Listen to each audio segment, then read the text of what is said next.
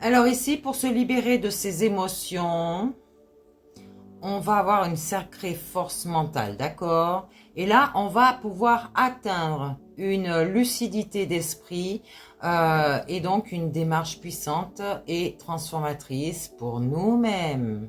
Donc les émotions, bien que essentielles à notre humanité, peuvent parfois brouiller notre jugement, d'accord? Donc, surtout lorsqu'elles sont amplifiées par un mental agité ou surchargé. Donc on va essayer de comprendre les émotions et du coup notre mental. Donc les émotions comme des guides temporaires, j'allais dire, qui vont nous signaler à quelque part des besoins ou des déséquilibres, mais on ne doit pas devenir les décideurs de nos actions, j'allais dire.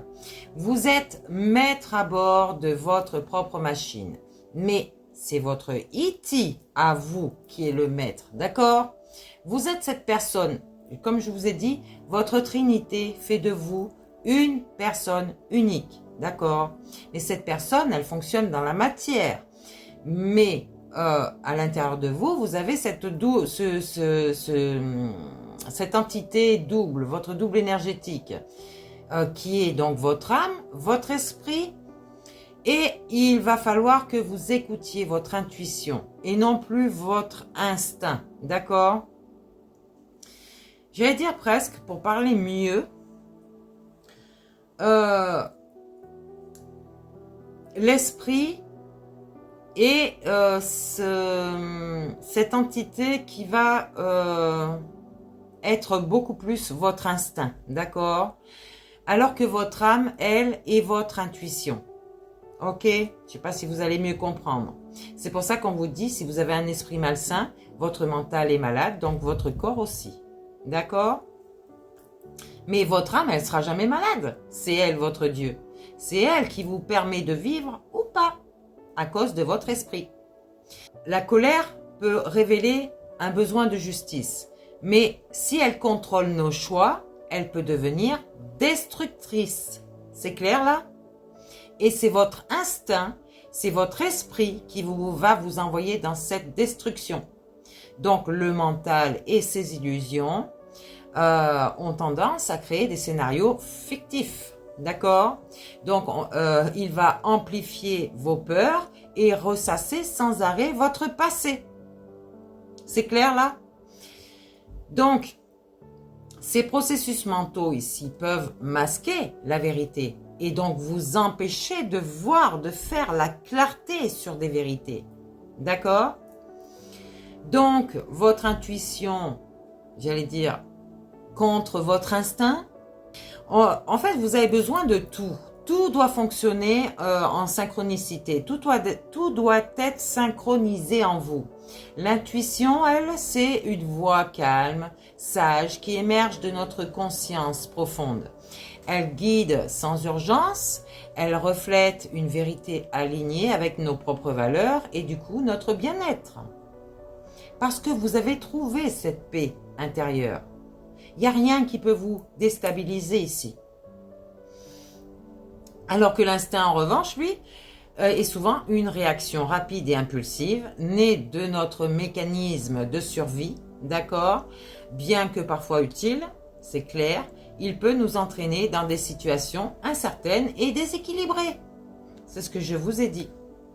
Donc, pour ça, on va cultiver cette lucidité avec de la médiation, de la pleine conscience. Oui, je me répète, pour certaines personnes qui me disent « Ouais, elle est tout le temps en train de... Il faut que ça change, là, c'est toujours les mêmes scénarios. » Non, parce qu'il y a des gens qui ont vraiment besoin qu'on leur dise, qu'on leur répète des choses qui sont bonnes pour eux. D'accord? Donc, ici, je vous ai dit, la méditation à la pleine conscience, c'est votre présent. Vous allez vous recentrer sur vous-même, sur votre lieu, sur vos activités, sur ce que vous êtes en train de faire dans votre présent. Et là, ces outils permettent de calmer donc votre mental, prendre du recul par rapport à vos émotions et de faire les choses j'allais dire, organisé, ok? Et fonctionnel du coup. Donc, encore une fois, on se sert de l'écriture, on fait son journal, on écrit ses pensées, ses émotions. Et là, vous allez en tirer des leçons parce que vous allez faire votre propre autocritique. Pas critique destructrice, mais critique constructive. On va observer sans réaction. On va apprendre à accueillir ses émotions sans agir sur l'impulsion, d'accord, directe. Ça va vous ouvrir donc des portes basées sur l'intuition plutôt que sur des réactions instinctives. Et vous verrez qu'en agissant ainsi, et donc à partir de cet espace de clarté et de connexion intérieure, on va éviter les pièges du mental. On va éviter cette illusion. On va éviter de se laisser avoir et berner. Et donc, les impulsions de l'instinct, j'allais dire, vous allez arrêter de vous faire souffrir tout en créant une vie guidée par votre conscience profonde et éclairée. Cette belle lumière qui agit sur vous et qui vous fait vous reconnecter à vous-même. Donc, j'espère que vous allez cultiver vraiment cette lucidité dans votre propre vie et voir ce qui est bon pour vous et non plus pour les autres. C'est ce qu'on vous force à faire, hein. J'allais dire, ce n'est pas l'humain qui vous force à réagir comme ça, c'est votre être spirituel. Votre être céleste qui est à l'intérieur de vous. Vous êtes en ascension et vous permettez à votre âme de s'élever, d'expérimenter, de prendre j'allais dire en grade.